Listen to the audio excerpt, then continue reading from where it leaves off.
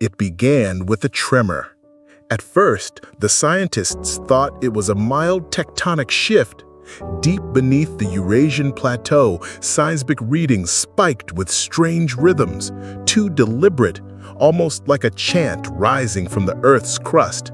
Then came the rift, a glowing tear stretching half a kilometer across the Mongolian plains, pulsing with heat and light like a heartbeat.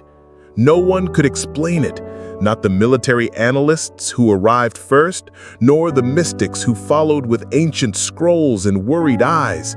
And then they emerged. Out of the rift poured the ancients, war bands from a world untouched by electricity, internet, or industry. Men and women clothed in bone and bronze, riding beasts lost to modern fossil records. They carried spears of petrified wood, blades forged from sky iron, and scrolls inked in forgotten blood. At their head walked the High Shaman, his eyes clouded with flame. The world gawked. Then it fired. NATO forces were the first to respond.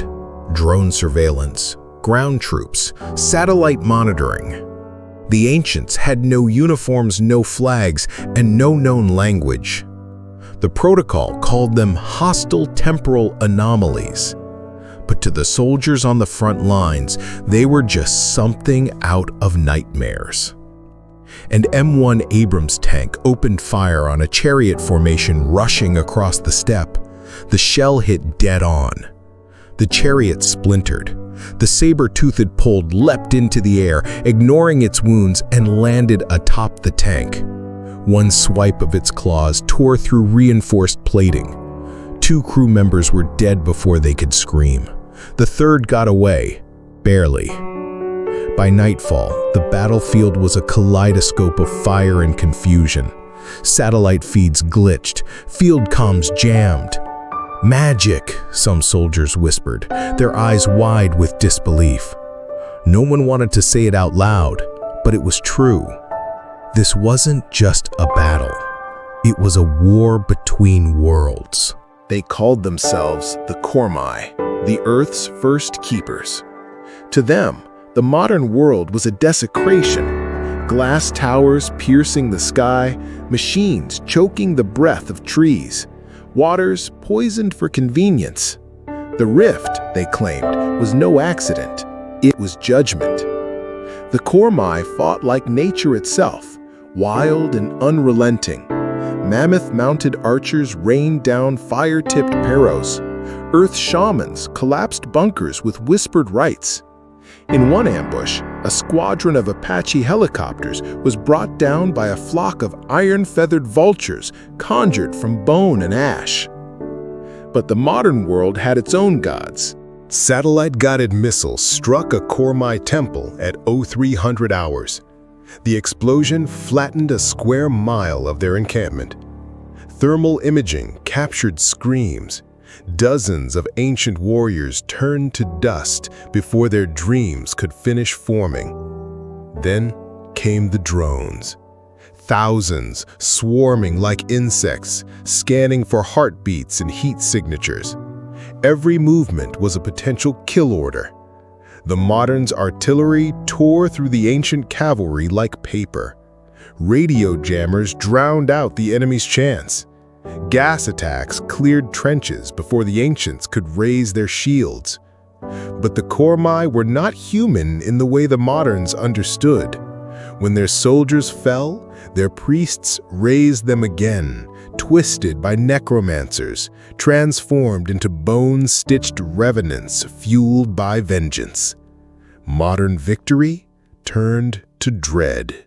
In a hidden forest glade beyond the front lines, the High Shaman communed with something deep below the rift. Not a god exactly, something older. He placed his hand to the blood-stained ground, and the world listened. Lightning split the sky with no storm in sight. Over cities half a world away, animals howled in sync. Seismologists recorded subterranean vibrations that matched no known pattern. And in labs across the globe, computers shut down one by one, codes overwritten by glyphs no one had ever seen. The ancients weren't just fighting back, they were waking up something. General Arya Chen stood at the edge of the front lines, watching through binoculars as the land twisted before her eyes. A grove of pine trees aged centuries in seconds and then turned to dust. A wind blew from the rift, carrying voices that spoke backwards, each syllable tightening her chest. She didn't believe in gods. She believed in victory. But the world had changed. She called a ceasefire. Against her advisors' protests, she crossed the battlefield alone, unarmed. On the 7th day of battle, she met the High Shaman in the dead center of the plain. Neither bowed. He spoke first. "Your world forgot the language of balance," she replied, "and yours refuses to learn the language of peace." They argued until stars burned above them, until war's fire dimmed in the distance, until silence took root again. Neither could claim to win, but both knew what would happen if they continued. So they made a pact. Under twin moons, the real and the reflected from a satellite, they formed the Accord of the Rift. The ancients would return beyond the veil, but a watch would be kept. Modern nations would halt deforestation, regulate machines that poison the air, and reinstate old traditions of earth respect long forgotten. In exchange, the Kormai would not return, unless summoned, unless the earth calls again. The rift was sealed, not with science or sorcery, but with a shared understanding. War had shown them what they could destroy. Now they would see what they could protect. Let us protect our culture, preserve our traditions, and safeguard our places of worship.